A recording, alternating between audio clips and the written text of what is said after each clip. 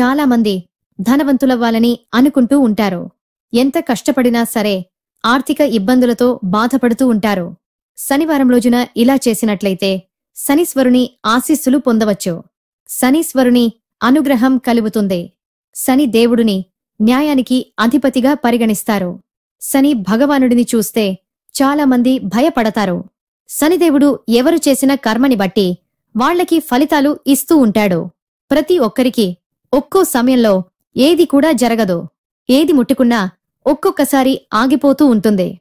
ఉద్యోగమైనా వ్యాపారమైన ఏది కూడా కలిసిరాదు. ఆర్థికపరంగా ఇబ్బందులు ఎదుర్కోవాల్సి ఉంటుంది. ఆ కఠిన పరిస్థితుల నుండి బయటపడాలని అనుకున్నా కూడా కుదరదు. ఇటువంటి క్లిష్ట పరిస్థితులు ఎవరికైనా ఎదురయ్యాయంటే దాని నుండి బయటపడటం అంత తేలిక కాదు. శాస్త్రాల ప్రకారం ఇలా చేస్తే ఎదుర్కొనే సమస్య నుండి దూరంగా ఉండొచ్చు. శనివారం ఒక్కరోజు ఇలా చేస్తే ఏ సమస్యల నుండి అయినా కూడా గట్టెక్కిపోవచ్చు. ప్రతిరోజు ఖచ్చితంగా హనుమాన్ చాలీసాని చదువుకోవడం మంచిది. ప్రతిరోజు వీలు కాకపోతే వారంలో ఎన్నిసార్లు వీలైతే అన్నిసార్లు చదవడం మంచిది. ప్రతి శనివారం శనిదేవుడికి తైలాన్ని అర్పించాలి. ఈ తైలాన్ని అర్పించడం వలన శనిదేవుడు ప్రసన్నమవుతారు.